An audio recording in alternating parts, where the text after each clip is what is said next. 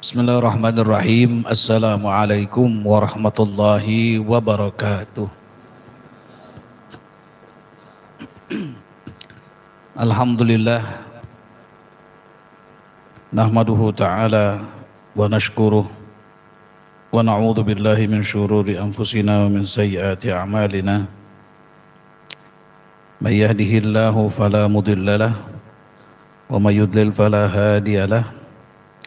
Asyhadu an la ilaha illallah wahdahu la syarika lah wa asyhadu anna Muhammadan abduhu wa rasuluhu la nabiyya ba'dah. Allahumma shalli wa sallim wa barik ala hadzal nabiyil karim sayyidina Muhammad wa ala alihi wa sahbihi ajma'in, amma ba'du. Bapak-bapak hadirin, ibu-ibu hadirat yang dimuliakan Allah Subhanahu wa taala, bil khusus Bapak Ketua DKM Bapak Muhammad Nur Khalis, yang kami hormati juga para Dewan Asatizah. Jadi tilawatul Quran oleh Ustadz Mansur, ada Ustadz Taufik dan Ustadz Ali, beserta jajarannya yang kebetulan duduknya sejajar.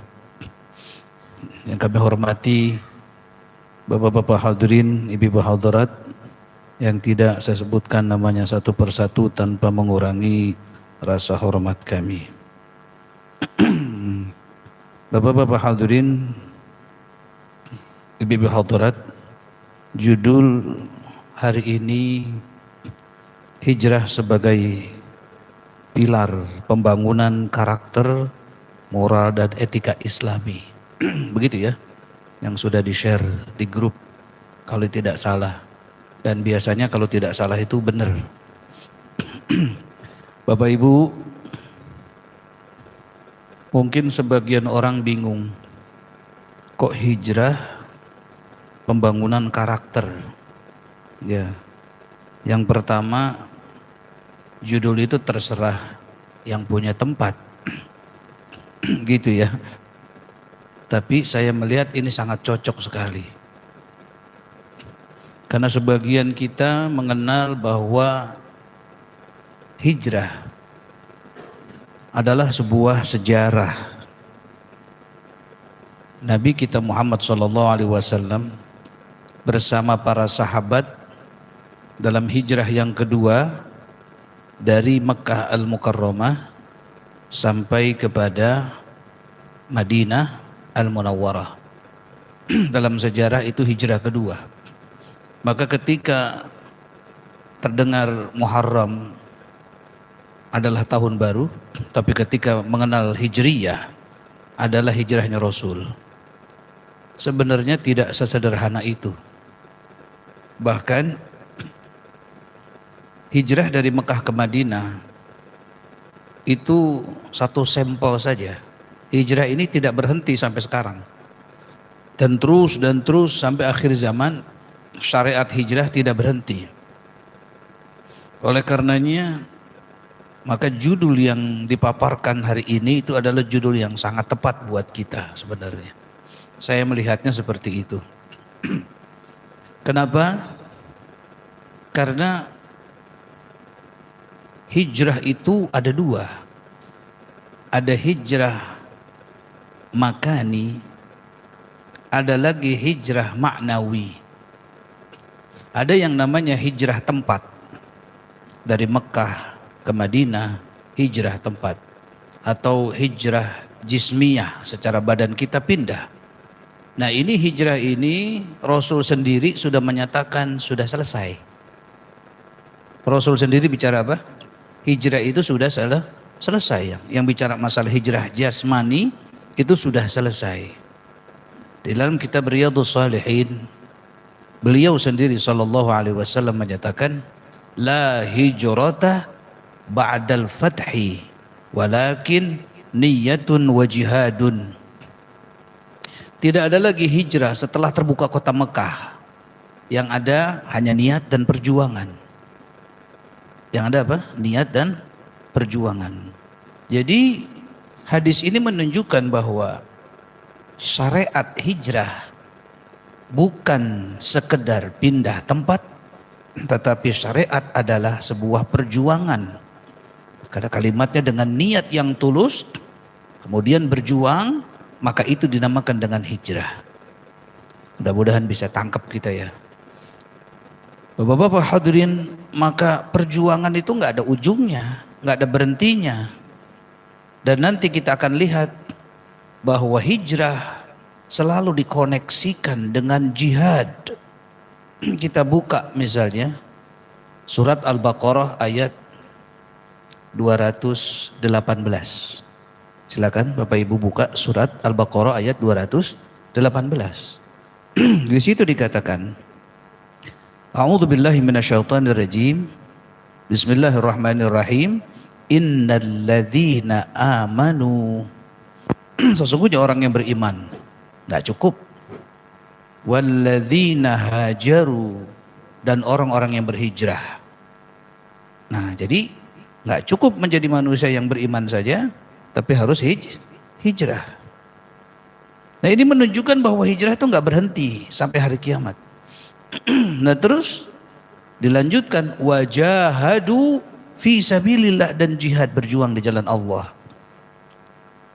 Tidak sedikit orang, tidak sedikit itu apa? Banyak ya.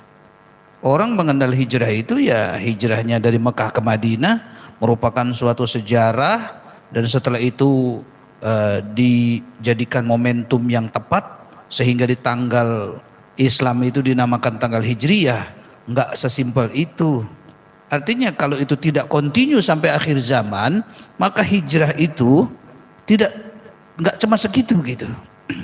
Jadi ini syariat hijrah ini tetap sampai sekarang masih ada. Nah, begitu. Maka perjuangan kita saat ini masih banyak, perjuangan kita. Perjuangan yang bentuk perang masih ada di Palestina. Perjuangan yang bentuk melawan hawa nafsu itu lebih parah lagi, karena kita lihat bahwa Islam, kata Rasul, di akhir zaman lemah. Kenapa? Karena hubbud dunia, cinta dunia, dan takut mati. Nah, cinta dunia ini adalah sesuatu yang harus kita perjuangkan untuk jangan sampai bercongkol di hati kita. Maka makin hari perjuangan ini bukan makin mudah, makin sulit. Kemudian lapangan perjuangan di akhir zaman itu makin luas. Karena kenapa? Karena ada satu rahasia. Kenapa ketika umat Islam sebelum hijrah di Madinah, ya, di Madinah sebelum hijrah itu tidak ada syariat sholat, puasa, zakat, haji, tidak ada. Yang ada cuma syahadat saja. Syahadat saja. Ummul Mukminin Sayyidatul Khadijah, Siti Khadijah itu belum pernah sholat 5 waktu karena perintahnya belum ada. Beliau sudah wafat. Belum pernah yang namanya puasa Ramadan karena syariat belum ada. Belum ada pembayaran zakat atau pergi haji karena syariatnya belum ada. Jadi Siti Khadijah, berislamnya beliau radhiyallahu anha itu hanya syahadat, selesai. Asyhadu an la ilaha illallah wa anna suami saya Rasulullah. Itu saja. Nah gitu. Dan ketika itu cukup. Nggak perlu syariat pada waktu itu, karena keimanan begitu menggelora dan tinggi sekali. Allah Subhanahu wa taala besar sekali. Sampai Bilal bin Rabah dipecut, dijemur, disiksa sedemikian rupa, tetap dia akan mengatakan Allah, Allah, Allah. Ya. Kalau sekarang kita Pak udah sholat aja pikirannya bukan Allah. Betul. Mulutnya Allahu Akbar, Allah Maha Besar, berada di masjid, pikirannya bukan Allah. Jangankan besar, Allahnya aja kagak ada. Nah, oleh karena itu makin banyak fasilitas, makin banyak urusan dunia, mesti makin banyak ibadahnya itu. Maka begitu hijrah ke Madinah, di Madinah orang Islam mendapatkan sisi duniawi yang luar biasa. Pertama, kemerdekaan. Kedua, menjadi sebuah komoditas. Ketiga, bagaikan sebuah kerajaan yang lengkap dari sistem ekonomi, sistem politik, perdagangan dan sebagainya yang luar biasa, maka tidak bisa ya dalam kondisi semacam ini, tidak bisa kekuatan iman itu tanpa tambahan syariat. Maka begitu mau masuk ke Madinah, turunlah syariat sholat 5 waktu. Sampai di Madinah tidak lama kemudian muncul syariat puasa, kemudian syariat zakat. Setelah Rasulullah hampir wafat, baru ada syariat haji. Pulang dari haji, wafatlah beliau sallallahu alaihi wasallam. Ini menunjukkan bahwa the more laser, makin banyak kemudahan, the more easier, makin banyak kemudahan, itu jihadnya itu makin kuat, hijrahnya harus makin kuat, syariatnya harus makin kuat. Nah, oleh karena itu maka Sayyidina Umar bin Khattab radhiyallahu an, wafatnya Rasulullah belum kepikiran, dipimpin oleh Khalifah Abu Bakar As-Siddiq, belum terfikirkan. Tetapi ketika beliau radhiyallahu an menjadi seorang khalifah, maka mulai diberikan penanggalan hijriyah. Namanya aja hijriyah, nama bulannya sama. Dari Nabi Ibrahim nama bulannya udah sama, Pak. Ya, bulannya udah sama. Makanya besok 10 Muharram. Menurut siapa? Kita orang Islam. Dan menurut kalangan orang-orang Yahudi, besok di Palestina sama orang Israel sama orang Cikarang, jauh amat ini, sama-sama mengadakan puasa Asyura. Puasa Asyura. Nah ini, Irannya puasa Asyura, Israelnya puasa Asyura, Gazanya puasa Asyura, Cikarangnya puasa Asyura. Nah begitu. Jadi bapak-bapak hadirin yang dimuliakan Allah Subhanahu wa taala, Asyura adalah tanggal 10.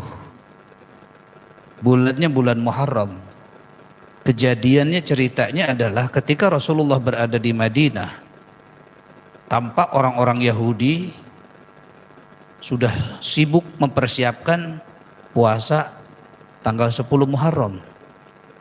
Jadi Nabi Musa itu menggunakan Muharram, Safar dan sebagainya. Cuman nama tahunnya beda. Nah, tapi kalau nama bulannya sama. Kemudian salu, kata Rasulullah, coba tanya orang-orang Yahudi, kenapa mereka puasa besok tanggal 10? Ya, mereka mengatakan sebagai tanda syukur kepada Allah Subhanahu wa taala. Nah, ini yang bingung ini ya. Jadi bapak-bapak hadirin, Bani Israel ini sampai detik ini kalau ditanya Tuhannya sama nggak sama orang Islam? Sama. Makanya dia itu kalau di Indonesia ya, makanannya itu kalau mau nyari sate pasti sate sembelihan Muslim, halal bagi mereka ya. Dan kalau mereka sholatnya juga di masjid. Di Indonesia nggak ada sinagoga, di masjid ya. Sebagaimana di Palestina yang dikuasai adalah masjid ya. Jadi sholat, jadi nanti bapak kalau lagi sholat dia ada di belakang gitu. Tapi bukan berarti yang di belakang Yahudi ya, bukan ya. Saya cuma kasih tahu aja. Kalau lagi sholat kok ada yang sholat di belakang gitu. Gitu. Waktunya sama dengan kita 5 waktu, tapi diwaktukan seperti waktu kodok, dikodok gitu. Asarnya dikodok dengan zuhur. Jadi dari zuhur sampai mau maghrib. Nanti maghribnya dengan isya, terus dengan subuh, kayak gitulah. Nah bapak-bapak hadirin yang dimuliakan Allah Subhanahu wa taala, itu yang udah kekinian. Kalau yang dulu masih 5 waktu.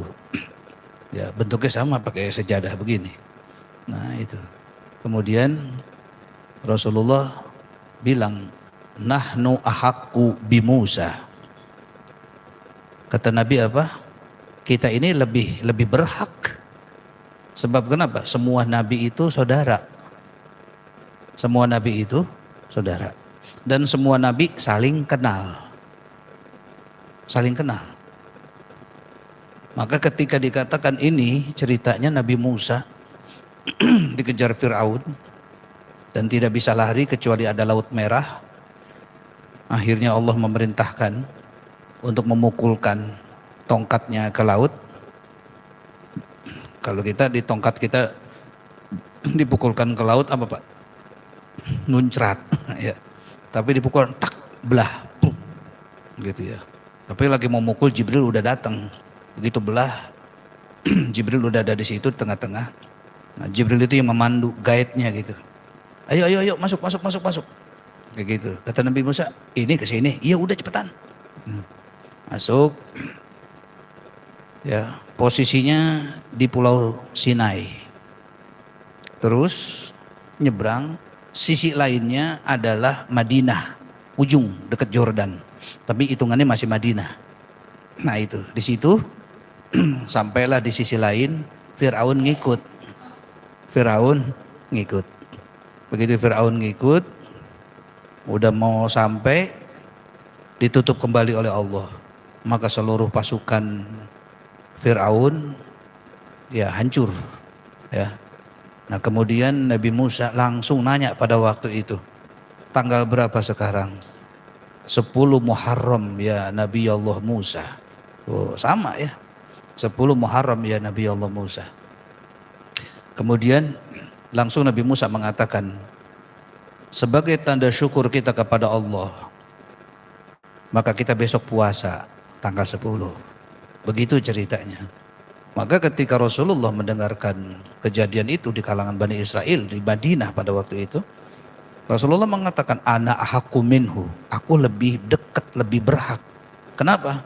Karena Nabi Musa abang saya dalam menyampaikan risalah. Nabi Muhammad itu kan penerusnya. Ya, Nabi Muhammad penerusnya. Jadi sampai dikatakan bahwa Nabi Muhammad itu katanya, saya itu bagaikan batak terakhir dalam pembangunan sebuah gedung. Sebagai batak terakhir saya. Nah gitu. Nah sebelum saya ya ada nabi-nabi yang lain. Jadi bapak-bapak hadirin, ya, kita bukan ikut-ikutan syariat daripada Yahudi, tetapi memang Yahudi maksudnya Nabi Musanya adalah connected dengan Nabi Muhammad, semuanya adalah bersaudara. Kayak gitu ya, saudara. Saudara dari dua sisi, saudara ideologi dan saudara misi. Yang kedua adalah saudara darah. Sama-sama masih keturunan dari Nabi Ibrahim alaihissalam. Nabi Musa masuknya ke jalur dari Nabi Ishak, dan Nabi kita Muhammad masuknya melalui jalur Nabi Ismail alaihissalam. Dua-duanya putra daripada Nabi Ibrahim alaihissalam. Jadi bapak-bapak hadirin, maka kisah ini menjadi puasa besok. Dan yang menjadi masalah adalah ini pentingnya hijrah, karena hijrah Rasulullah SAW adalah di hijrahnya Rasulullah itu di tahun ini, akhirnya sudah tertulis tahun 1, tahun kedua, tahun ketiga, jadilah sebuah sejarah. Nah, bapak-bapak hadirin yang dimuliakan Allah Subhanahu wa taala, memang hijrah tidak termasuk rukun Islam. Ya. Karena dia itu connecting dari 3 hal. Mungkin Bapak bisa lihat sini. Ya. Connecting dari tiga hal. Bisa kelihatan? Ibu-ibu kelihatan?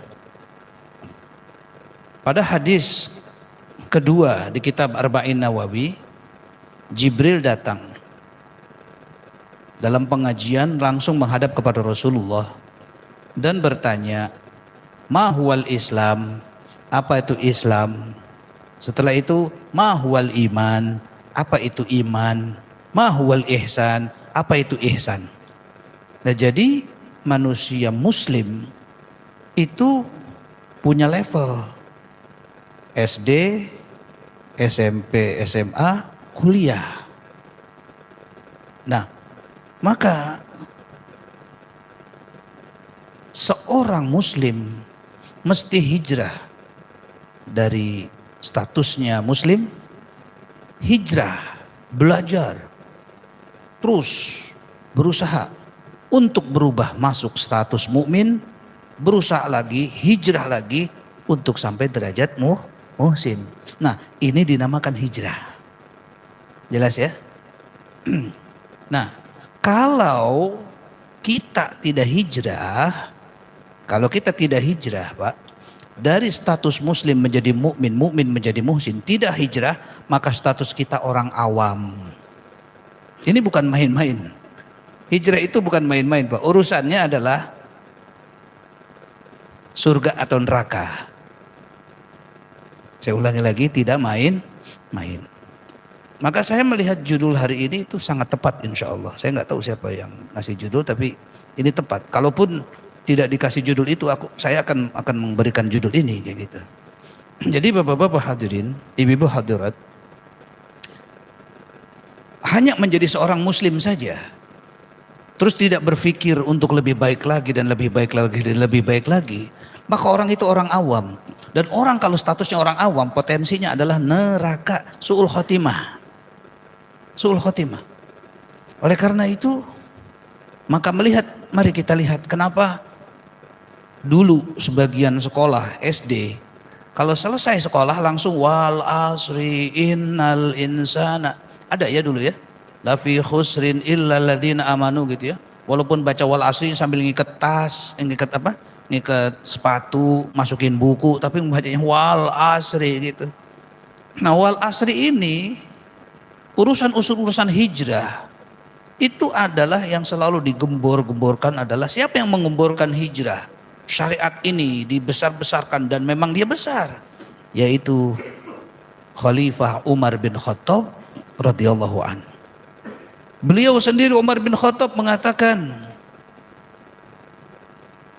"Man kana yaumuhu khairun min amsihi fahuwa rabih." Siapa orang hari ini lebih baik daripada kemarin, maka dia beruntung. Tapi kalau hari ini sama dengan kemarin, tidak ada perkembangan, maka dia rugi. Umar bin Khattab ngomongin waktu. Jika hari ini lebih baik daripada kemarin, betul. Talking about the time. Ngomong bicara masalah waktu. Hari ini, besok, lusa. Maka Allah Subhanahu wa taala menyatakan wal asri, demi masa, waktu. Innal insana lafi khusrin, manusia itu rugi. Artinya masa berjalan tapi ibadah dan ketakwaan kita tidak berjalan. Stay still, tetap ada di situ, lafi khusrin, dalam kondisi rugi. Nah, Umar bin Khattab menjelaskannya apa? Manusia muslim hari ini dalam ibadah, kedekatannya diri kepada Allah kok sama dengan kemarin, rugi. Bertambah suatu masa tapi tidak bertambah ketakwaan dan kedekatan kepada Allah, berarti tidak ada movement, tidak ada pergerakan, tidak ada hijrah, tidak ada begitu Pak. Bisa dibayangkan ini ya. Maka Syekh Ahmad bin Athaillah untuk masalah ini yang namanya innal insana lafi khusrin, beliau menyatakan orang awam yang nggak pernah mikirin akhiratnya, orang awam yang nggak pernah memikirkan kualitas ibadahnya, orang awam yang pikirannya cuma dunia dan dunia, mereka itu bagaikan keledai. Jika dia beribadah pun, namanya keledai, ini di kita nggak ada ini ya, karena kita itu menggunakannya beras, kita makannya pakai beras, ya. Kalau siapa namanya di Arab itu pakainya gandum, gandum. Maka di sana ada penggilingan supaya jadi apa tuh namanya tepung. Nanti tepung itu dibikin buat roti, karena orang Arab makanannya roti. Nah, ini apa namanya tadi, gandum diletakkan di sini. Nah, di sini ada batangan untuk menggiling. Nah, penggilingan ini dipakailah keledai. Jadi keledainya yang memutarkan penggilingan, sehingga gandumnya tergiling. Maka kita kenal bahwa keledai adalah binatang dungu, binatang yang identik. Dungu itu apa? Enggak mikir gitu lah ya. Palanya besar seperti kuda, badannya kambing. Jadi apa? Pala gede ya. Kupingnya gede. Artinya harusnya orang yang palanya gede itu lebih banyak mendapatkan ilmu, ya, dan telinganya besar, lebih paham. Tapi keledai adalah binatang yang dungu. Nah begitu. Nah terus keledai ini berputar terus di penggilingan, ujungnya balik lagi. Kalau ditanya, keledai, kamu mau kemana? Saya mau mengadakan kemajuan dalam hidup saya. Kemana? Muter. Ujungnya mana? Ujungnya adalah tempat dia bermula. Itu namanya muter namanya. Kira-kira apa kemajuan apa muter, Pak? Nah, muter itulah namanya keder. Maka bapak-bapak hadirin, dulu waktu saya di pondok, Pak Kiai bilang, lebih baik jalan merangkak pelan daripada lari di tempat. Lari di tempat, Pak. Tetap aja lari di tempat, kagak ada kemajuan. Sembahyang rajin, baca Qur'annya rajin. Mas, kenapa saya sembahyang rajin? Saya sembahyang biar dagangan saya laris. Dagangan ada urusan akhirat enggak? Enggak ada. Kenapa Mas doyan sedekah? Supaya hidup berkah, kantong pun tebel. Nah ini keledai. Keledai. Enggak mikir nanti husnul khotimah kah? Apakah masuk ke surga kah? Nah ini orang awam, Pak. Artinya orang awam yang udah ibadah saja, itu tidak ada pikiran untuk ada hijrah di sana. Pikirannya dunia, begitu urusan akhirat yang dipikirin dunia juga, maslahatnya maslahat dunia juga, dungu. Betul. Maka orang semacam ini dinamakan orang awam.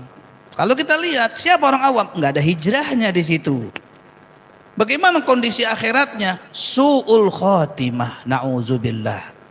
Su'ul khotimah. Bapak-bapak hadirin dimuliakan Allah Subhanahu wa taala, kalau kita buka hadis Arba'in Nawawi yang kecil aja, nggak usah jauh-jauh lah. Hadis yang keempat, kita akan dapati sesuatu yang mungkin kita akan tercengang. Sesuatu yang tadi saya sampaikan, bahwa ada orang beramal amalan ahli surga, dan ketika dia dengan kematian tinggal sejengkal, karena catatan di neraka, maka dia adalah beramal amalan neraka, wafat, su'ul khotimah, masuk neraka. Padahal dulu dalam hidupnya beramalnya amalan surga. Udah mulai puyeng nih bacanya. Kok gitu Pak Ustadz? Iya. Dan hadis ini berlanjut, ada orang beramal amalan ahli neraka. Tapi di akhirnya dia taubat, kemudian dia masuk ke dalam surga. Dia belum ibadah, belum apa, cuman taubat doang, Pak. Amalannya amalan apa? Amalan ahli neraka. Coba kita gunakan logika kita. Ketika orang berbuat amalan-amalan neraka, kemudian dia sadar, dia ingat, dia taubat. Pertanyaannya, ada kemajuan gak untuk mendekatkan diri kepada Allah? Ada ya? Dari mana Pak Ustadz? Dari taubat, dari maksiat menuju taubat. Taubat itu apa sih? Taubat itu bahasa Arab. Bahasa Indonesianya balik kampung. Balik kampung gitu ya. Taubat. Atubu, arji'u. Saya kembali. Kembali kepada Allah. Nah itu taubat artinya. Maksiat, taubat.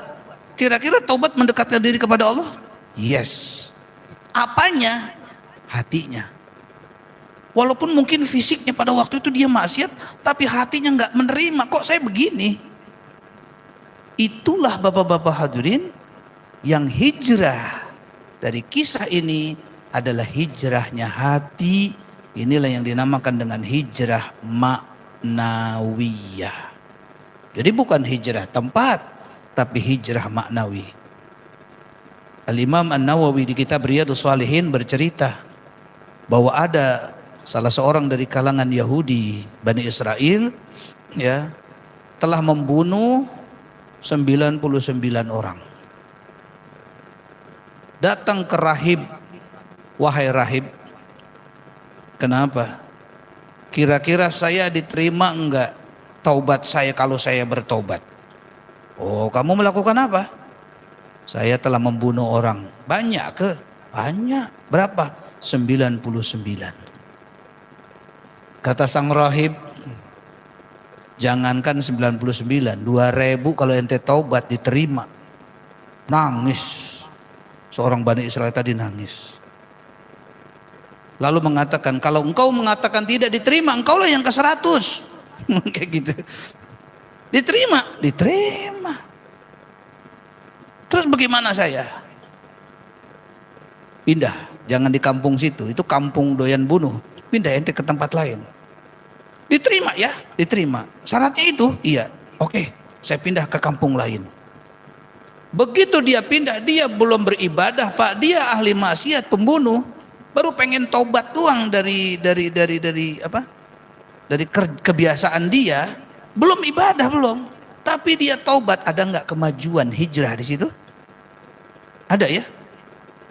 Buka kitab Riyadhus Shalihin, Rasulullah menyatakan siapa orang yang hijrah? Al-muhajir man hajara amma nahahullahu anhu.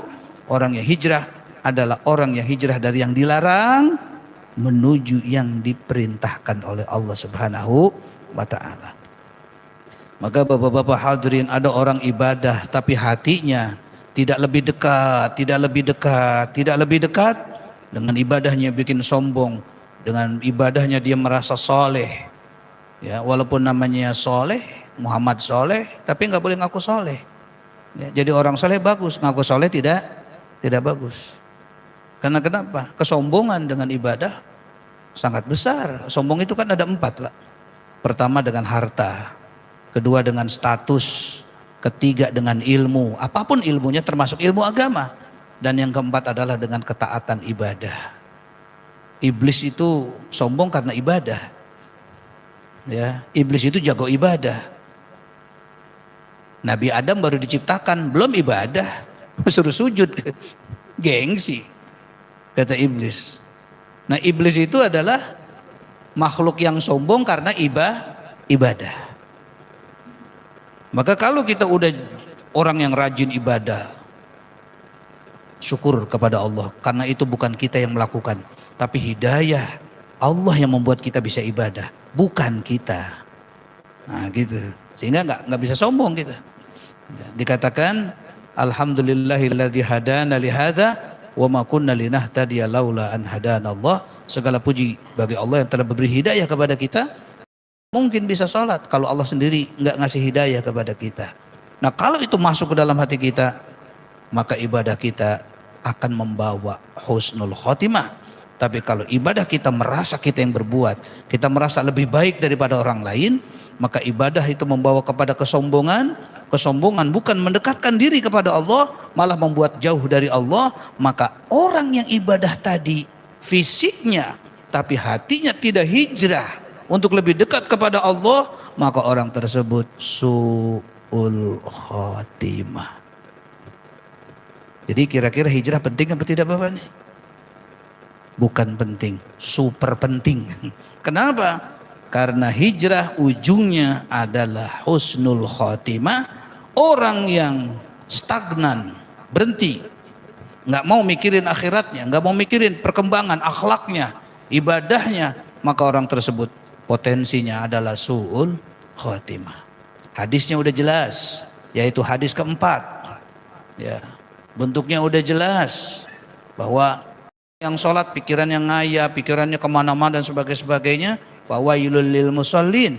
tidak ada perkembangan, tidak ada movement, tidak ada hijrah. Bapak-bapak hadirin ibu hadirat yang dimuliakan Allah Subhanahu wa taala. Kita ini Pak nih, begitu ini orang kok mau hijrah, maka dia mulai berjalan. Ini namanya hijrah. Nah, ada satu hadis. Hadis ini menyebutnya bukan hijrah, tapi salaka salikun. Ya, dikatakan man salaka tariqan yaltamisu fihi ilman. Siapa orang berjalan, menempuh jalan dari rumah untuk menuntut ilmu agama alias ngaji kayak sekarang ini. Bapak dari rumah ke sini menempuh jalan kah? Menempuh kan? Nah, bahasa Arabnya salak. Bukan salak pondok Pak, ini mah salak. Salaka. Tariqan yaltamisu fihi ilman, apa kata Allah, kata Rasul, sahalallahu bihi tariqan ilal jannah. Orang semacam ini akan diberikan kemudahan jalan menuju surga. Loh, kok kenapa? Karena dengan ngaji, walaupun cuma mungkin sesaat, walaupun mungkin cuma setengah jam, tapi ada perubahan mindset kita, itu sudah hijrah. Kan saya bilang hijrah itu hijrah maknawi. Maknawi itu sesuatu kualitas. Ketika tadi kita merasa sebelum kita masuk ke ruangan ini, ke masjid ini, mungkin kita tahu hijrah itu hanya hijrah tempat Mekah Madinah, atau dari Mekah ke Ethiopia yang pertama kali hijrah itu ke Habasyah. Mungkin kita hanya berpikir seperti itu. Ternyata setelah itu mendengar pengajian seperti ini, berubah, pulang ingin memperbaiki, maka mindsetnya sudah berubah. Itu sudah hijrah Pak. Makanya tidak ada orang yang menuntut ilmu agama kecuali ada perkembangan wawasan dia, itu sudah hijrah. Sehingga Rasulullah menyatakan siapa orang mengambil berjalan ya, untuk menuntut ilmu agama, Allah akan mudahkan baginya jalan menuju kepada surga. Nah, para ulama-ulama menyebutkan hijrah yang ada di dalam Al-Quran, ya, itu disebutnya bukan hijrah, tapi namanya adalah salaka. Orangnya namanya salik. Namanya siapa Pak? Salik. Jadi amalannya namanya suluk. Jadi bapak-bapak hadirin, kalau pengen hijrah secara kualitas ibadah, terus bapak pengen tahu tuh buku-bukunya, cari yang namanya salikin. Ada buku kitab namanya Minhajus Salikin, ada lagi Madarijus Salikin. Ini salik bahasa Arab, bukan bahasa Sunda. Kalau bahasa Sunda nggak bergerak, karena salik artinya duduk. Sok salik dia, salik. Ya. Hah? Ya itu makan lagi cadel, Pak, calik gitu ya. Sebenarnya mungkin tulisannya mas salik, dibacanya calik gitu ya. Sok calik di dia, calik batu dah, nggak ada perkembangannya. Ampura, iya mah abdi mah lain orang Sunda ya. Tetiasa bahasa Sunda. Janten gitu mah, ya gitulah ceritanya. Jadi salikin, Madarijus Salikin. Alhamdulillah dengan kita berada di sini, kemudian mengaji. Ternyata hijrah itu ada dua, hijrah makani, ada hijrah maknawiyah. Jadi hijrah maknawiyah itu perubahan, perkembangan dalam kualitas ibadah. Kualitas iman maksud saya, bukan kualitas ibadah, kualitas iman. Karena kenapa? Orang maksiat terus bertobat, itu kan bukan ibadah tetapi keimanannya. Ada hijrah di situ. Bapak-bapak hadirin, amalannya namanya hijrah kalau di Al-Quran, tapi kalau di hadis amalannya namanya suluk. Bisa ya? Saya dulu di pondok Pak, matematikanya bagus, biologi bagus, ya, Bahasa Arabnya cakep, Quran cakep, suluknya jelek, nggak naik. Di sekolah saya dulu, di Gontor itu ada nilai namanya suluk. Suluknya jelek, suluknya 7 aja, nggak naik. Apalagi suluknya 6, suluk harus 8, apalagi 9, bagus. Jadi suluknya dinilai. Jadi ada perkembangan nggak? Yang tadinya manja, nangis, kok udah bisa tegar, kok udah bisa sabar, kok udah pandai bersyukur. Nah ini kan ada makom-makom, makom itu terminal-terminal. Makom sabar, makom syukur. Nah ini stasiun-stasiunnya ini. Oh dia udah betah, betah dengan berada di tempat perjuangan. Oh dia sekarang seneng. Oh yang tadinya mikir main, sekarang mikirin negara. Oh yang dulunya mikirin pribadi, sekarang mikirin umat. Perkembangan nggak Pak? Yang dulu mikirin saya punya apa, makan apa, jajan apa. Sekarang udah mikir itu di Gaza gimana makannya. Suluknya cakep itu udah. Betul tidak itu? Nah ini suluk namanya Pak. Kebayang ya? Bapak-bapak, ibu-ibu kalau mau ngedidik anak, bikin nilai rapot, silahkan. Rapotnya namanya rapot apa? Suluk. Kayak gitu. Rapot suluk. Ya. Cuman rapot suluk ini biasanya adanya di tarekat. Kembali lagi. Jadi perjalanannya adalah suluk. Loh, kenapa Pak Ustadz? Ini berjalan dari sini ke sini. Dari sini ke sini.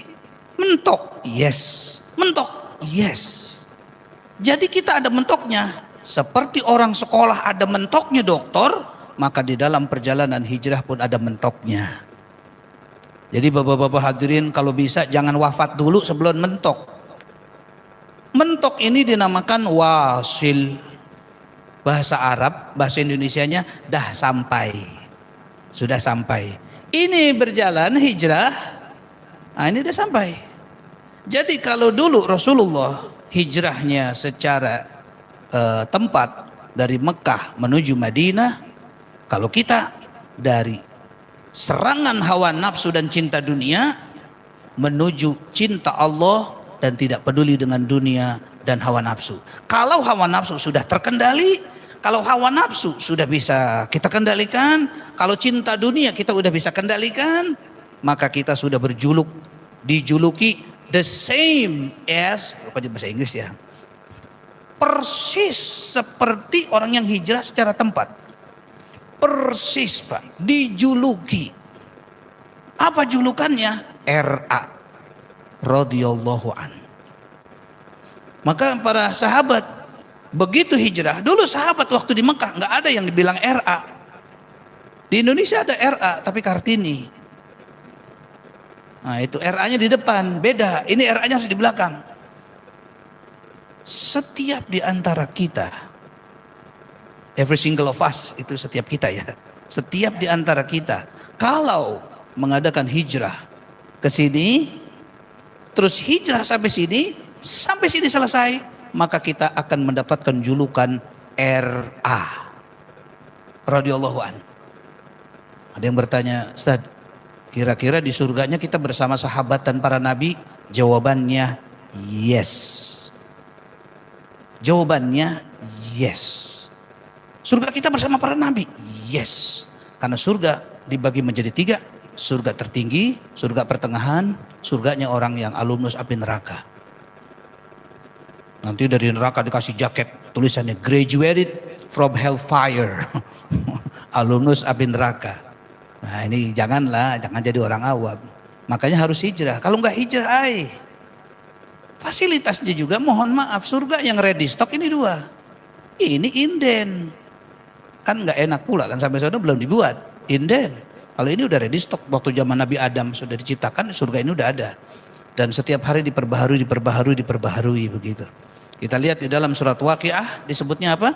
Ini garis kanan dan ini adalah al-muqarrabun fi jannatin na'im. Nah ini itu.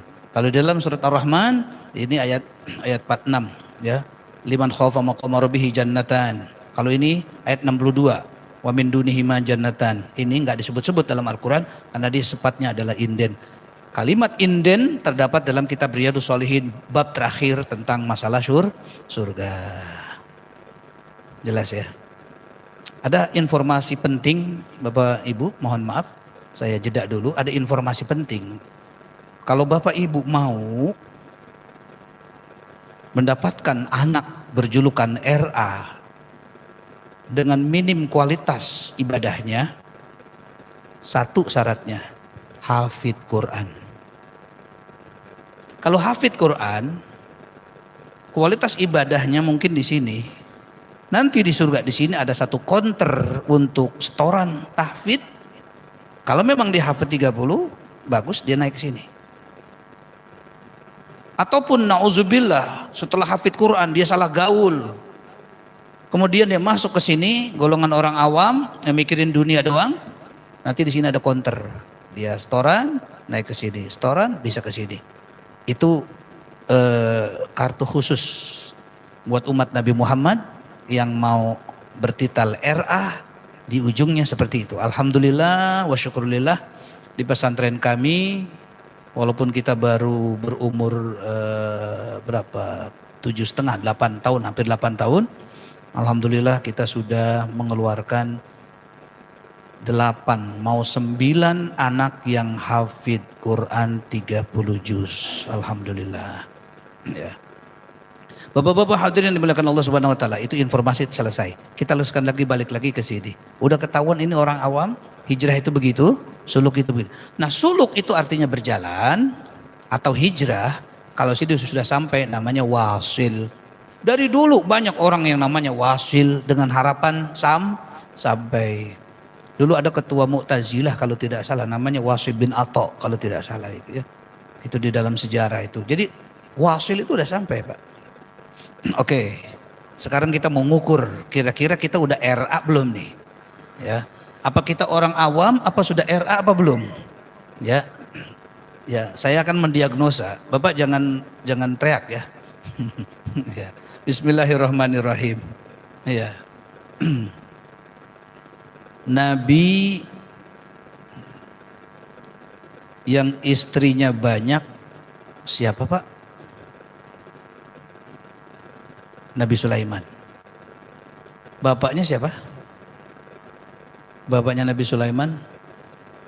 Nabi Daud alaihis salam. Nabi Daud berapa istrinya? Nabi Daud istrinya 100. Nabi Sulaiman lebih banyak dari ayahnya. Sudah kebayang?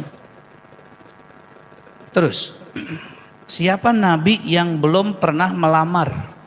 Jangankan nikah, melamar juga belum. Nabi siapa? Nabi Isa alaihi salam. Nabi Isa belum nikah, Pak. Nabi Isa belum nikah. Kira-kira Bapak Ibu di hadapan Allah hebatan Nabi Sulaiman yang istrinya banyak atau Nabi Isa yang belum nikah?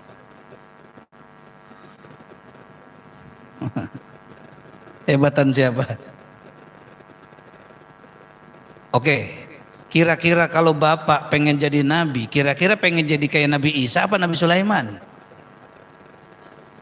Nah, itu jawaban hawa nafsu ya. Nah, ini jawaban hawa nafsu. Nabi yang suka puasa, Nabi siapa? Nabi Daud. Oke. Nabi yang dikit-dikit makan, dikit-dikit masak, makan, masak, makan. Nabi siapa? Nabi yang makan mulu. Nggak boleh ada tamu masak, ada tamu masak, makan bareng. Nabi Ibrahim alaihissalam. Kalau kira-kira Bapak Ibu ditunjukkan dua nabi, Bapak Ibu lebih senang Nabi Ibrahim yang makan atau Nabi Daud yang puasa? Saya mah Nabi Daud aja Ustaz. Oh berarti pelit. Pelit. Nabi Ibrahim kan ngasih makan. Nah begitu. Nabi Daud apa Nabi Ibrahim? Nabi Ibrahim ya, berarti itu hawa nafsu jawabannya. Kagak mau puasa. Nabi yang strength. Kalau ibarat dosen killer. Siapa? Nabi Musa alaihissalam. Nabi Musa tegas, keras. Nabi yang santai, cerdas. gaul, suka bercanda. Nabi kita Muhammad Sallallahu Alaihi Wasallam. Nabi Muhammad santai, gitu ketemu santai, ngejelekin tenang santai, ya nggak ada emosi-emosi, santai aja, ya datang ke pengajian nenek-nenek, pengajian ibu-ibu. Di sini ada nenek-nenek, ada. Oh, di surga nggak ada nenek-nenek ya. Yang ngomong kan Nabi, kan nenek-nenek langsung ciut. Ya Rasulullah, di surga nggak ada nenek-nenek, kagak. Di surga kagak ada nenek-nenek. Tuh nenek-nenek pada nangis. Ya. Terus Rasulullah diam aja gitu. Bukan ngeprank, bukan. Gitu. Karena kenapa? Karena tidak ada seorang nenek-nenek kalau masuk surga kecuali kembali menjadi muda. Pada nyengir, mana ada giginya, pada nyengir tuh nenek-nenek. Oh Nabi mah gitu, katanya itu. Nabi santai aja gitu, suka bercanda. Ya. Ada seorang sahabiat tegang, asal ngaji depan, serius, takut neraka, pengen dapat ridho, serius. Nabi ngelihat, ya ini orang tegang amat sih. Agama itu santai, nggak terlalu tegang, tapi serius, tapi jangan terlalu tegang kayak gitu ya. Akhirnya saking tegangnya tuh lakinya nggak pernah dapat jatah. Jadi dipanggil sama Nabi, sini, ada apa ya Rasulullah? Saya akan mengatakan suatu perkataan. Baik ya Rasulullah. Orang tegang. Bagaimana ya Rasulullah? Coba lihat di mata suamimu itu ada hitam-hitamnya itu. Oh siap ya Rasulullah. Berangkat dia datang. Lah hitamnya mata ini kan sinyal cinta. Lah mata dipelototin, akhirnya terjadilah yang terjadi. Kata suaminya, Nabi romantis amat ya. Tuh santai Pak, nggak gimana-gimana. Tapi tegas dan sebagainya. Oke. Kalau dibandingin susah deh ini ya. Ya susah. Jadi bapak-bapak hadirin, kira-kira bapak ibu ngefansnya ke Nabi siapa kira-kira? Sulaiman ya, bininya banyak ya. Nah, jadi bapak-bapak hadirin, Nabi itu tidak peduli kaya, miskin, nikah, belum nikah, semuanya sama. Di hadapan Allah sama. Yang membedakan bagaimana keriduan mendapatkan kesulitan dalam dakwah. Siapa yang paling sulit dan tetap redo, itu yang menang. Yang dinamakan dengan ulul azmi. Cuma 4 orang dari sekian banyak. Nah, di antara 4 orang ini yang paling juara adalah Nabi kita Muhammad Sallallahu Alaihi Wasallam. Gitu. Nabi Nuh sempat sewot ngeliat orang kafir. Ya Allah, habisin orang kafir. Sudah bikin perahu, habis semua orang kafir. Nabi Muhammad berangkat ke Taif, ditimpukin sama orang-orang kafir. Yang sewot malaikat yang di situ. Kita balikin aja nih seperti zamannya dulu Nabi Lut. Kata Nabi, enggak mereka begitu kan karena enggak ngerti. Harapan saya satu, mudah-mudahan mereka bisa masuk Islam, kalau tidak keturunan mereka masuk Islam. Kesabarannya luar biasa ya. Nah ini dia. Jadi bapak-bapak hadirin ya, sekarang kita yang digoyangin itu Nabi Ayub alaihissalam. Saya cerita dulu tentang Nabi Ayub. Nabi Ayub alaihissalam, Nabi yang kaya raya, istrinya juga cakep. Ya, Nabi Ayub alaihissalam. Nah, dia punya kebun, dia punya ternak, ya, rumahnya juga mewah. Ini mewah beneran, bukan mepet sawah, ya. Rumahnya mewah. Nabi Lut, Nabi Lut siapa tadi? Nabi Ayub itu lagi di luar rumah sama istrinya. Rumahnya hancur, anaknya 7 meninggal semuanya. Kebun kebakar. Apa namanya itu? Binatang ternaknya mati. Nabi Ayub kena penyakit bau luar biasa, banyak belatungnya di badannya.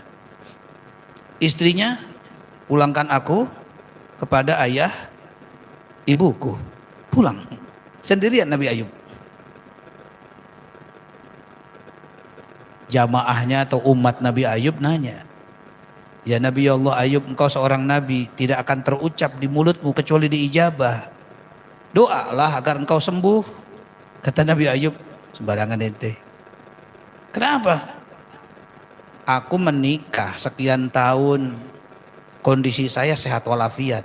Sekarang saya sakit, belum selama saya sehat. Ntar kalau saya udah sakitnya selama saya sehat, mungkin saya berdoa. Kayak gitu. Stabil ya. Kaya, rajin ibadah. Miskin, rajin ibadah. Disenengin orang, rajin ibadah. Dibenci, dikucilkan orang, rajin ibadah. Punya duit banyak, rajin ibadah. Kebelit utang, rajin ibadah. Pertanyaannya, kira-kira kita sestabil itu tidak? Halo.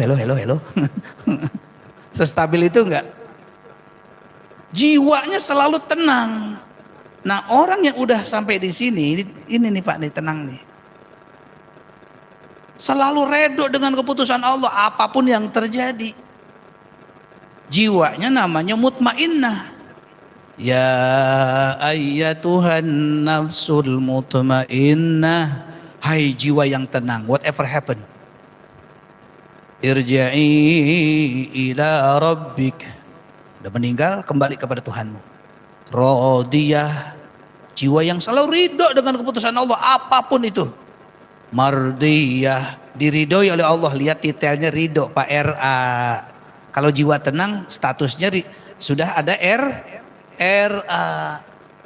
Apa kata Allah? Fadkhuli fi ibadi, masuklah engkau ke golongan hambaku.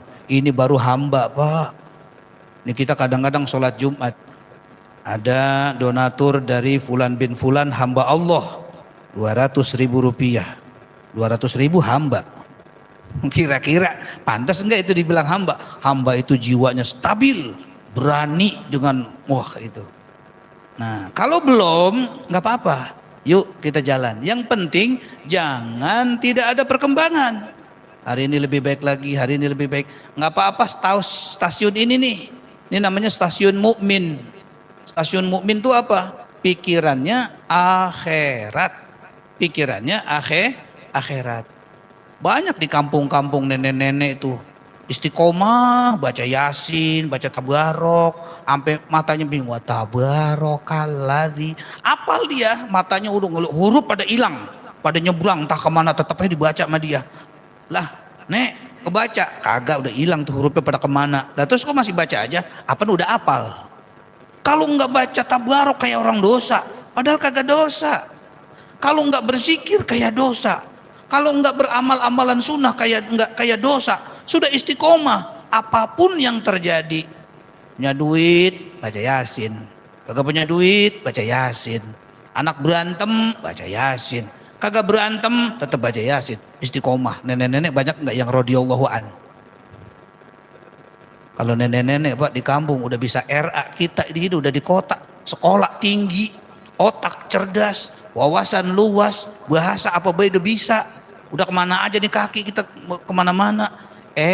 Belum bisa stabil, belum punya stabilizer dalam jiwa kita. Mohon maaf dengan segala hormat, kami dari panitia belum bisa memasukkan ke dalam masuk sini wasil. Belum sampai hijrahnya ke Madinah, kita masih dalam perjalanan. Bayang kira-kira udah ya.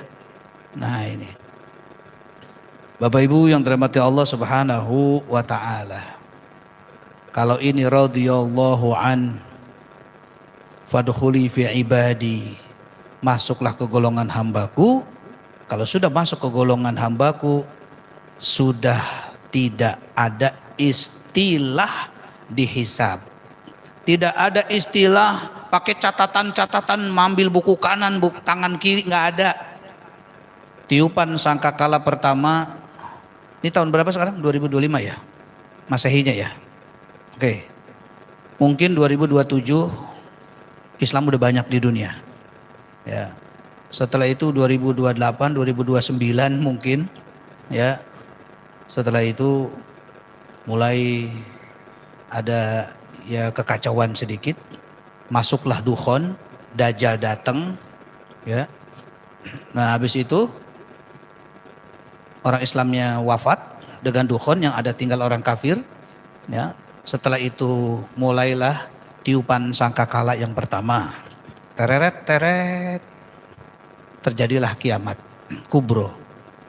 Setelah kiamat kubro itu wafat, kemudian dibangkitkan kembali, tiupan yang kedua, tereret teret, dibangkitkan.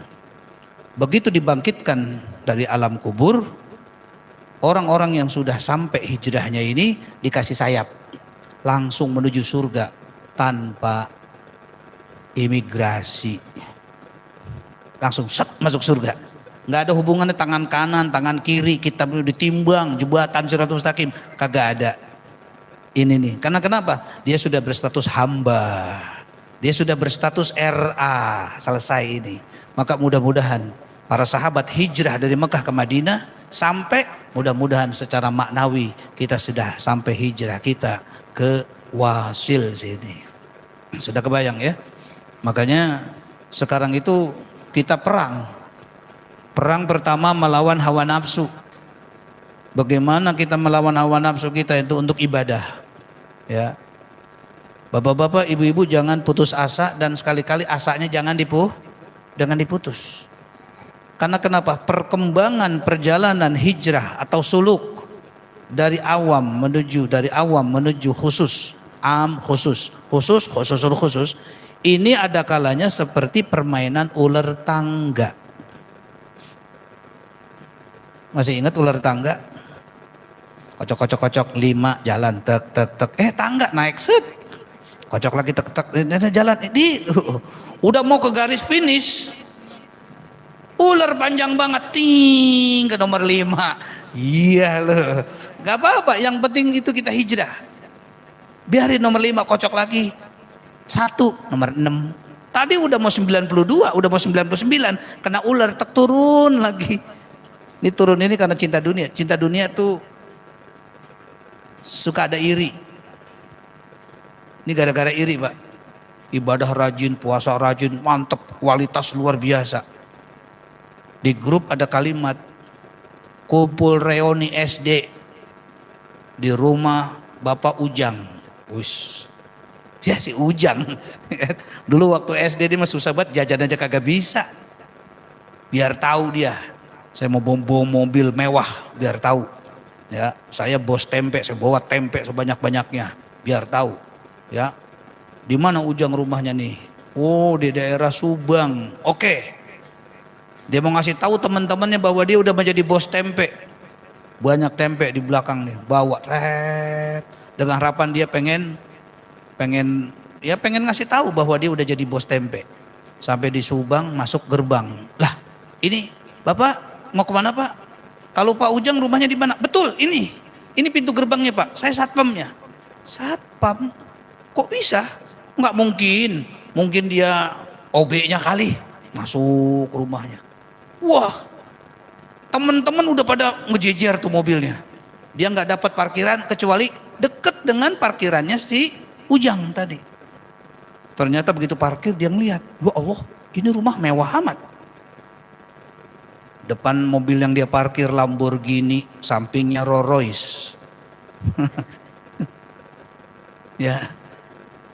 Ya, di situ dia ngelihat, ini mobil mewah mulu nih. Ternyata rumah itu ada foto gede, fotonya si Ujang. Waduh, bener punya si Ujang. Dia turun, sampingnya ada kolam renang dari dewasa, anak-anak sampai ikan cupang. Wah, lengkap Ujang. Kira-kira Pak, itu tadi itu bos tempe, itu tempenya dikeluarin nggak dia kira-kira itu? Hah? Kenapa enggak? Malu, minder dia. Ya kagak jadi dah gua mau sombong. Ujang, bisnis apa nih Ujang ini? Begitu masuk ke rumahnya, Masya Allah, bisnisnya banyak, ekspor impor. Dia jual juga itu yang namanya batu bara, main di ini, main di itu. Masya Allah, ketemu si Ujang. Bajunya udah beda, muka sama. Jang, ya Allah, aduh, kenapa sih ada aduh? Kagak, lu beda amat sih. Tuh, kira-kira Pak pulang lemes nggak? Pulang lemes nggak? Terus besok dia bikin tempe lagi nggak kira-kira? Enggak dibengong dia. Nasib, nasib. Ternyata memang dunia kadang-kadang terbalik. Kan gitu. Ada nggak iri? Saya dipikir, wah saya harus ngalahin dia ini ya. Bagaimana caranya? Kalau ada itu, mohon maaf. Ular tangga turun lagi tuh ke nomor 5 lagi. Seluruh kebaikan kita habis. Yang tadinya sholat bisa khusyuk, yang tadinya sholat bisa menangis, begitu sholat yang dipikirin ujang. Allahu Akbar, ujang, turun lagi. Si ujang, iya mah aduh. Rokaat kedua masih kene si ujang.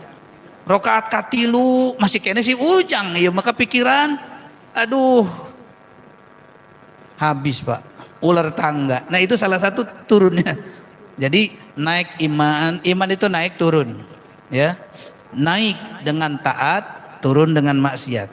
Kalau udah jarang maksiat dan sering taat, maka naiknya dengan hilang cinta dunia, turunnya dengan kemasukan cinta dunia.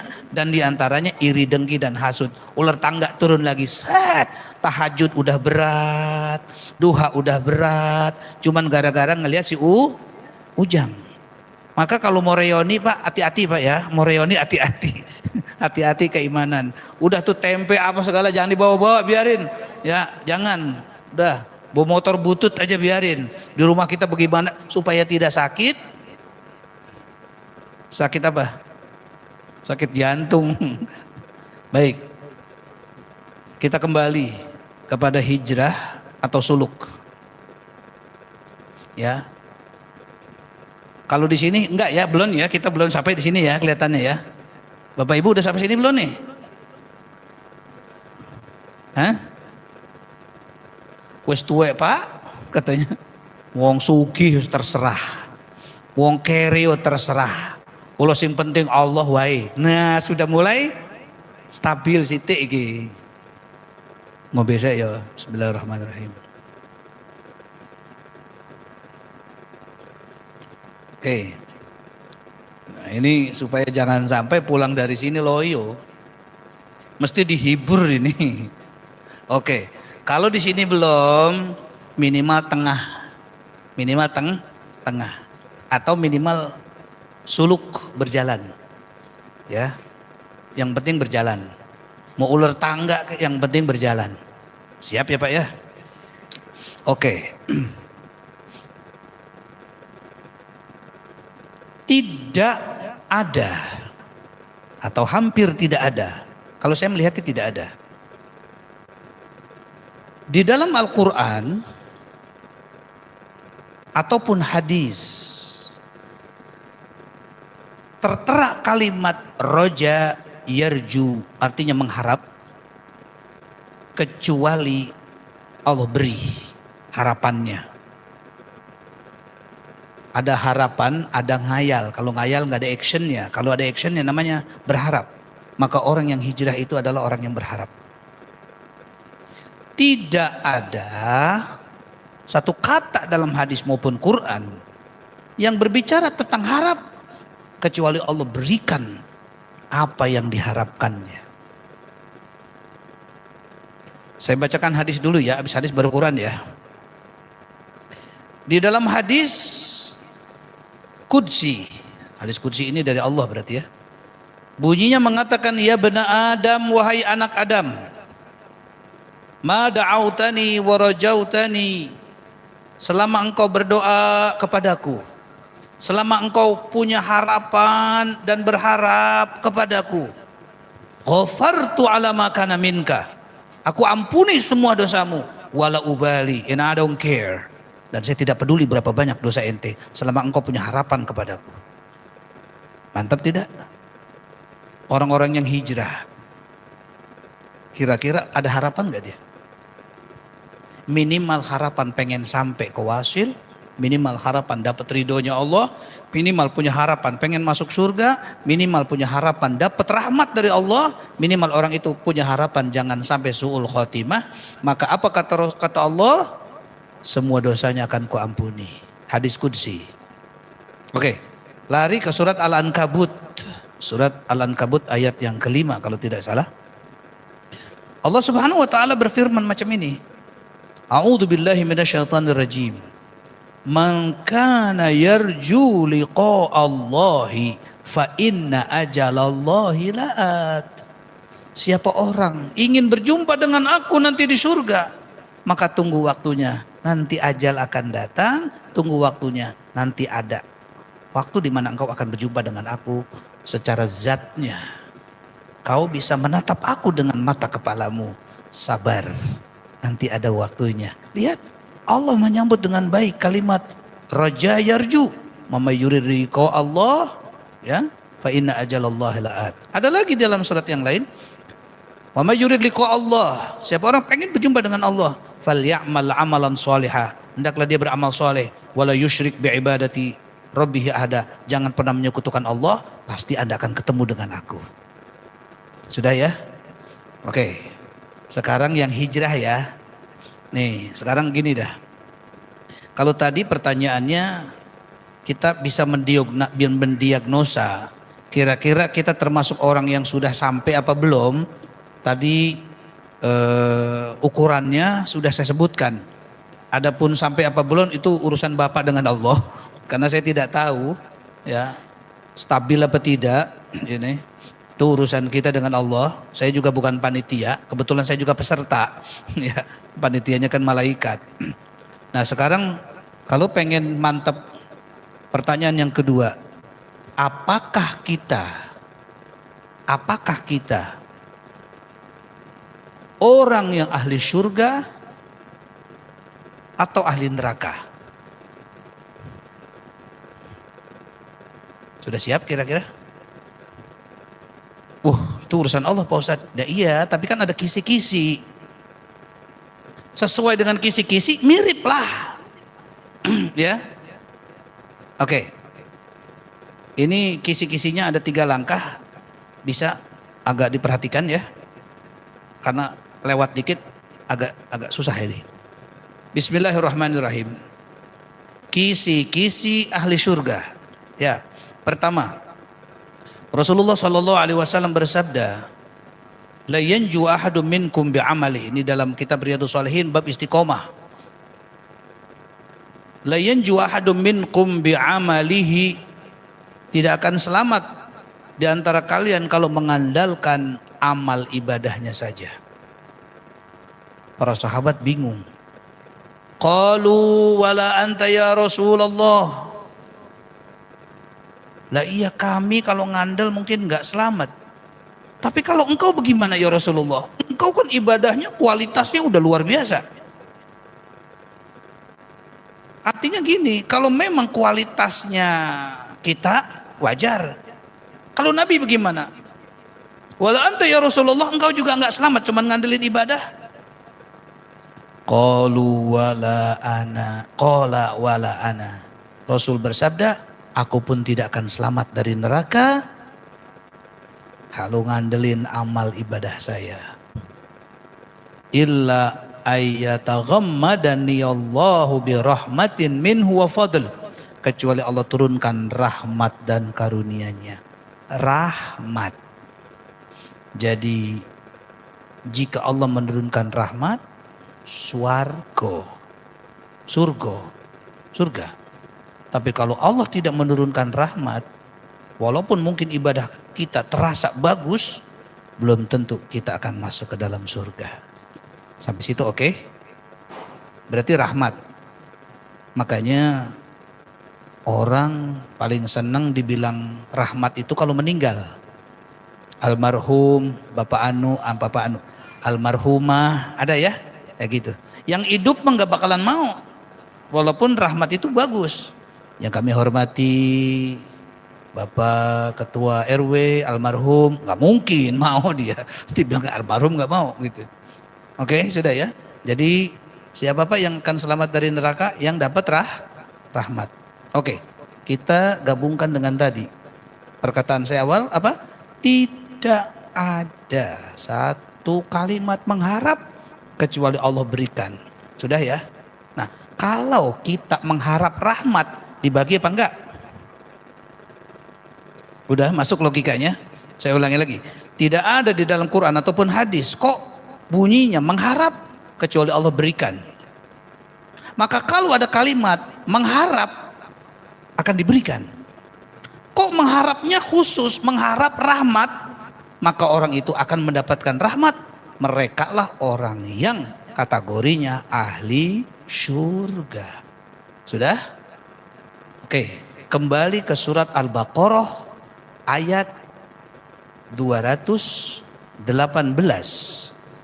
Sesungguhnya orang yang beriman dan hijrah dan berjuang di jalan Allah, those people are, mereka itulah orang-orang yang mengharap rahmat Allah.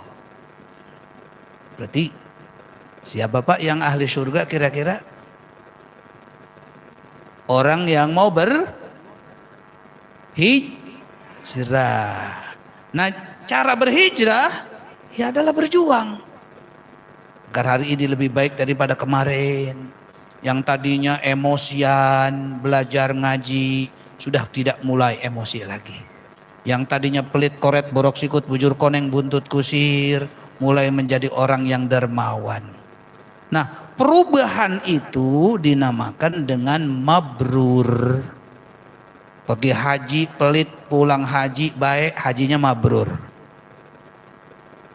Sebelum ngaji kurang mikirin akhirat, pulang dari ngaji kepikiran akhirat, mabrur. Maka orangnya dinamakan abror. Apa kata Allah? Innal abrara lafi na'im. Sesungguhnya orang-orang abror tempatnya adalah surga. Udah jelas ya? Udah jelas. Sekarang apakah kita termasuk orang yang ahli surga? Tinggal lihat diri kita sendiri. Apakah kita termasuk orang yang muhajir, yang pindah untuk lebih baik lagi dari sebelumnya, atau kita tidak peduli dengan agama kita hanya peduli dengan urusan dunia kita? Maka yang pertama yang peduli adalah abror, yarjuna rahmatullah, meninggal akan dapat rahmat. Kalau yang kedua yang cuek bebek dinamakan orang awam, mereka adalah orang yang mendapatkan potensi su'ul khotimah. Maka salah satu mudah untuk mendapatkan hijrah adalah, salah satu yang kuat adalah jangan lepas pengajian. Karena di dalam pengajian minimal mungkin kualitas ibadah kita lambat sekali naiknya, tapi secara mindset kita sudah ada suatu perubahan yang signifikan, yang pasti akan berpengaruh juga ke dalam keimanan kita. Dan dalam hal ini kita akan ada suatu perubahan kecil, ya. Allah tidak melihat yang namanya kecil atau besar, yang Allah lihat adalah ada sebuah perubahan. Dan juga kalau kita sudah bisa mengamalkan istiqomah dalam satu amalan sunnah, istiqomah yang cukup lama, insya Allah akan memberikan suatu perubahan, nutrisi keimanan di dalam diri kita, ya. Maka Rasulullah bersabda, ahabbul a'mal ilallahi madawam. Amalan yang paling disukai oleh Allah yang istiqomah, wa in qalla, walaupun sedikit. Karena kenapa? Mengistiqomahkan suatu amalan tantangannya banyak. Maka orang yang beristiqomah sudah terjadi movement, suatu pergerakan ke depan, di mana kondisi berbeda-beda. Kok tetap masih bisa istiqomah padahal sekarang lagi nggak punya duit? Kok tetap bisa istiqomah padahal baru dapat arisan? Nah, ini salah satu. Makanya bapak-bapak hadirin, siapa orang fardunya bagus, sunnahnya istiqomah, maka dia termasuk orang yang mendapatkan rahmat dari Allah karena melawan hawa nafsu dalam berbagai macam bentuk kondisi kehidupan kita. Tapi kok tetap masih istiqomah, kita termasuk orang-orang yang muhajir. Itulah yang namanya hijrah. Bapak-bapak hadirin, udah bisa dipahami kira-kira ini ya poinnya ya. Nah, sekarang kita baru masuk ke hal yang judul dengan judul kita. Nah, gini. Supaya lebih stabil lagi ibadah kita ya. Bapak-bapak hadirin yang dimuliakan Allah Subhanahu wa taala, malaikat itu bukan makhluk yang ikut program agama. Agama itu Bahasa Arabnya din. Din itu punya sinonim dengan balasan. Madza dinuka, apa agamamu? Al-Islam dini. Kan gitu ya, ada di Quran itu. Ya. Wa may yabtaghi ghairal Islam dina, siapa orang menginginkan selain Islam sebagai agama? Nah, gitu. Jadi din agama. Tapi kalau kita baca surat Fatihah, din artinya balasan. Bismillahirrahmanirrahim. Alhamdulillahi rabbil alamin. Ar-Rahmanir-Rahim.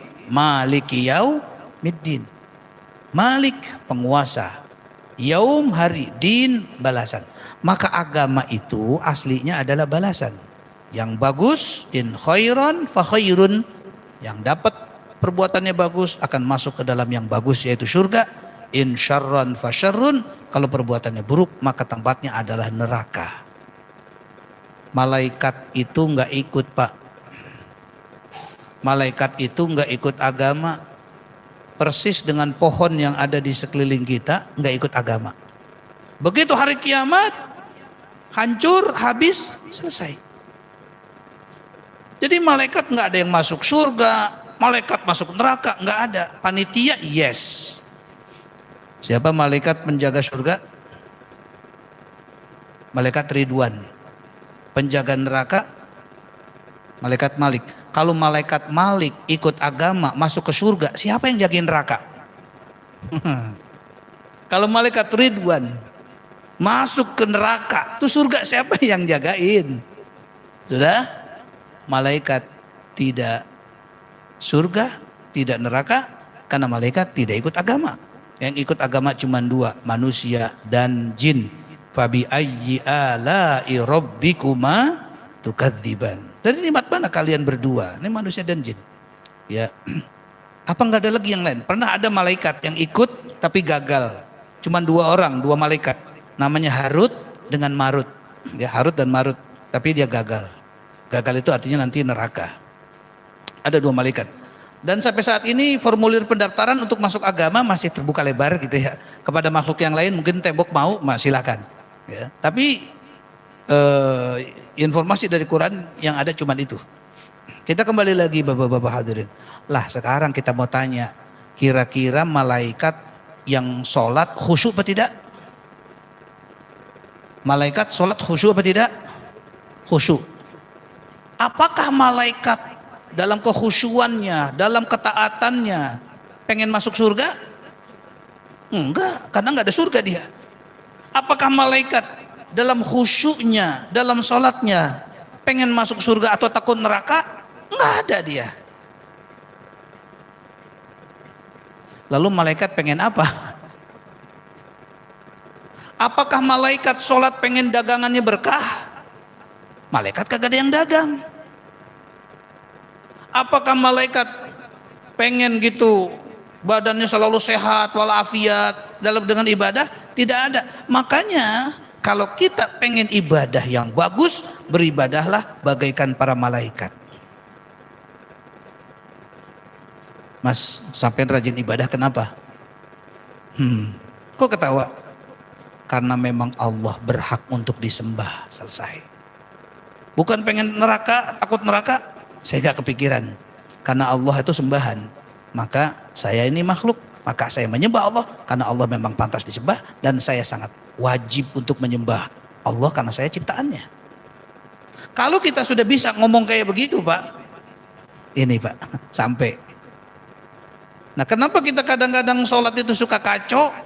Kadang-kadang itu dikait-kaitin, sholatnya rajin, berkah. Begitu sholat, kagak berkah, puyeng. Kan gitu. Sebenarnya sholat pasti berkah. Kalau nggak berkah itu ada yang gagal di situ. Apa gagalnya? Nggak ikhlas.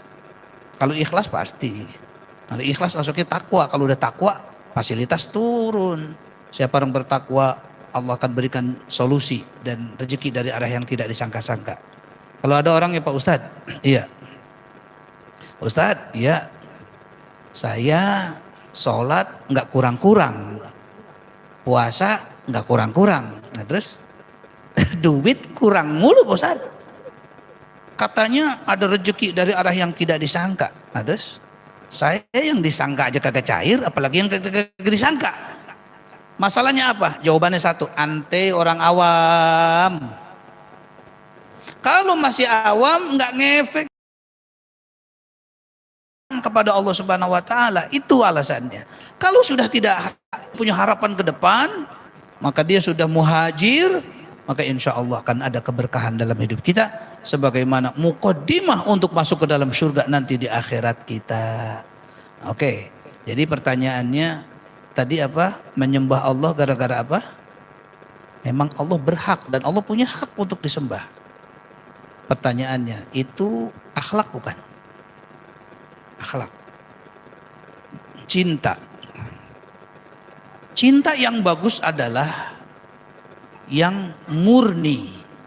You are the only one. Kaulah satu-satunya. Kan ada ya? Kaulah satu-satunya. I can live without you. Aku tidak bisa hidup tanpamu. Itu dinamakan dengan cinta yang tulus. Kalau cinta terbagi dua, itu namanya syirik. Allah tidak mau diduakan. Oleh karena itu, maka kalau cinta kita murni kepada Allah Subhanahu wa taala, kapan? Ketika kita mengatakan Allah lah yang ngasih semuanya, ngasih harta, ngasih apa, maka Allah sangat berhak untuk disembah dan saya emang punya kewajiban untuk menyembahnya. Orang yang sudah seperti itu, tauhid, takwa namanya. Cair Pak, cair. Kalau enggak orang awam. Nah, orang awam itu. Nah, akhlak bukan kepada Allah kalau kita salat, akhlak. Kalau kita menyekutukan Allah, nyakitin apa tidak? Yes, nyakitin. Karena kenapa? Allah tahu apa yang ada di hati kita. Nah, ketika hati ini ada Allah tapi ada juga yang lain, itu namanya menyakiti Allah dalam bab cinta. Sudah? Waduh, susah Pak Ustadz. Kenapa? Kadang-kadang kalau lagi mikirin proyek, otak sama hati saya lebih besar proyek daripada Allah. Nah, dilatihlah untuk banyak berzikir, untuk banyak membesarkan Allah dengan memperbanyak ibadah atau memperbanyak la ilaha illallah. Apa artinya? Tidak ada sembahan kecuali Allah. Kerjaan saya bukan Tuhan, bukan Tuhan, jabatan bukan Tuhan, tapi semua itu perintah Allah. Kalau kita udah bisa melakukan seperti itu, tauhid kita bagus, kita masuk dalam kategori takwa, di dunianya berkah, di akhiratnya surga. Yang paling utama bagaimana? Berakhlak kepada Allah. Kemudian bapak-bapak hadirin, anak-anak yang rajin sekolah, nilainya bagus, pesantren tahfidz hafalannya bagus, ditanya, kenapa kamu kok rajin banget ibadah? Karena saya punya kewajiban menyenangkan orang tua saya. Saya sebagai anak ingin menggembirakan ibu dan bapak saya. Sebagai tanda syukur saya dilahirkan, saya diberikan bimbingan belajar, saya dimasukkan sekolah, saya diperhatikan, maka saya balas budi kepada orang tua. Pertanyaannya, akhlak bukan? Akhlak. Kalau kita berbalas budi, akhlak. Oke, simpelnya saya bikin ya Pak ya. Simpelnya lebih mudah, mudah-mudahan sampai rumah bisa keingetan. Coba gini. Setuju apa tidak redaksi di bawah ini? Tidak berbudi orang yang tidak tahu balas budi. Setuju apa tidak? Tidak berbudi orang yang tidak tahu balas budi. Setuju? Setuju ya? Tidak berbudi itu apa? Tidak berakhlak orang yang tidak tahu balas budi. Tidak ada kalimat sembah di dalam Al-Quran kecuali balas budi. Ya ayyuhan nasu ubudu rabbakumul ladzi khalaqakum. Wahai manusia, sembah Allah yang telah menciptakanmu. Balas budi. Kenapa? Karena Allah menciptakan saya. Li'ilafi Quraisyin ilafihim rihlatash shita'i was-shayf falyabudu rabb hadzal bait. maka hendaklah kau menyembah Tuhannya Ka'bah ini. Siapa Tuhan Ka'bah? Allah. Kenapa? Alladzi at'amahum min ju'in wa amanahum min khauf, yang telah memberi makan dan minum gitu. Ini minum nih, minum namanya nih. Silakan Pak. Alhamdulillah. Minum lupa sama Allah, tidak berbudi. Betul? Minum, alhamdulillah. Salat, alhamdulillah. Kita balas budi kepada Allah. Besok 10 Muharram, Nabi Musa ketika itu diselamatkan dari Fir'aun, kemudian Fir'aun Ramses II beserta prajuritnya tenggelam. Langsung Nabi Musa mengatakan, tanggal piro saniki? Tanggal pinten? Tanggal 10 Muharram ya Nabi Allah Musa. Sebagai tanda syukur, setiap 10 Muharram kita mesti puasa. Jadi ibadah tanda syukur. Berbudi apa tidak? Maka apa pertanyaannya? Hijrah adalah momentum perubahan akhlak, perubahan etika, kenaikan, terus makin terus. Jadi hijrah itu sebenarnya hijrah dalam akhlak. Yang tadinya kagak bener jadi bener. Ada yang nanya, Pak Ustadz, akhlak itu apa sih? Akhlak adalah sebuah cara agar dicintai. Betul tidak? Ya. Akhlak itu apa? Cara agar dicintai. Kalau orang tidak berakhlak akan dibenci. Betul? Maaf. Kalau punya tetangga kurang berakhlak, dibenci apa disayang? Dibenci. Punya saudara tidak berakhlak, dibenci apa disayang? Dibenci. Punya anak tidak berakhlak, masuk rumah enggak salam, langsung buka pintu, jeber, sendal dibuang, bang, nak, keluar dulu.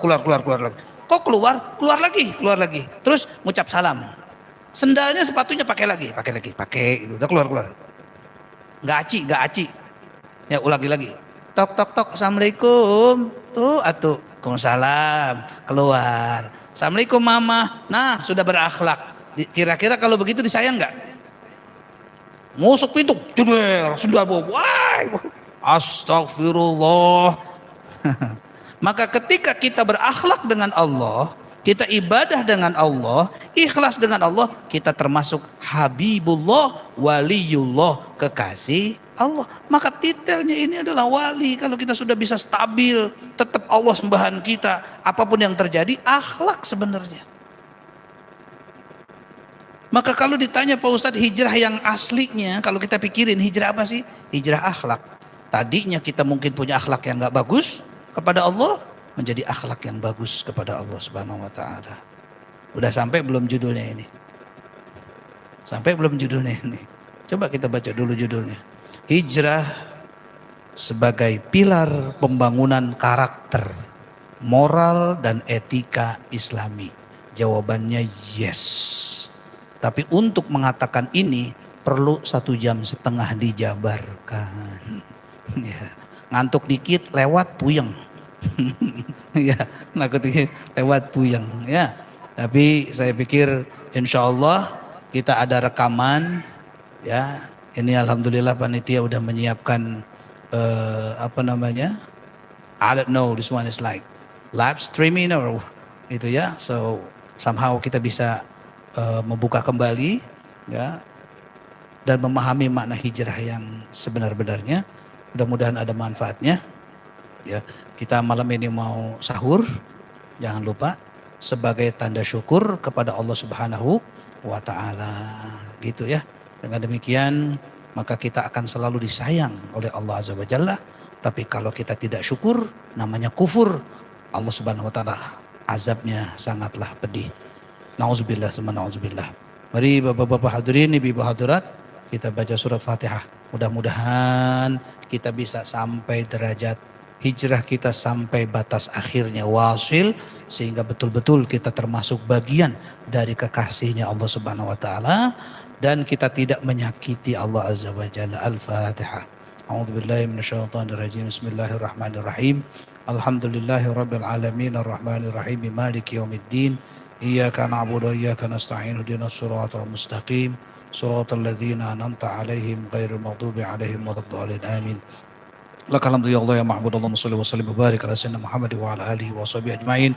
Walhamdulillahirabbil alamin hamdan syakirin hamdan na'imin hamdan yuwafi ni'amahu wa yukafi mazidah. Ya Allah ya Rabbana lakal hamdu wa lakal syukru wa lakal mulk kama yanbaghi li jalali wajhikal karim wa 'azimi sultanik. Allahumma shalli wa sallim wa barik ala sayyidina Muhammad wa ala alihi wa sahbihi ajma'in.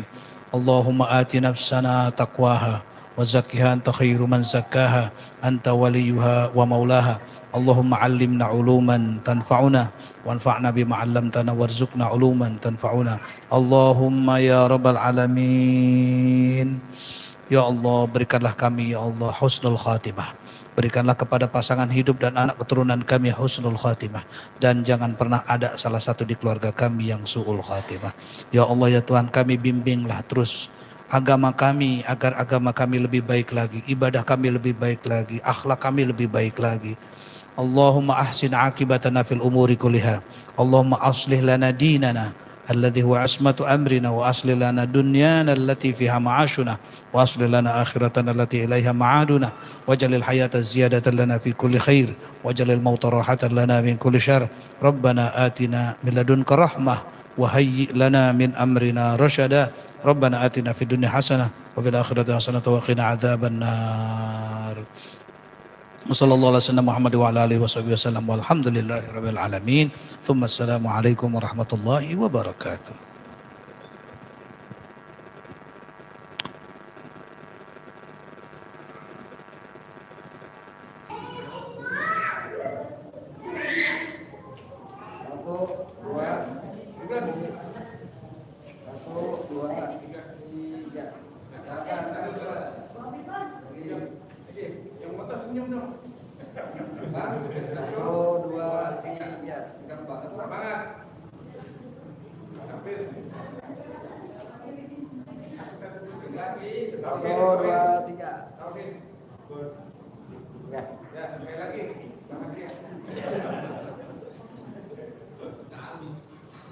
Satu, dua, tiga.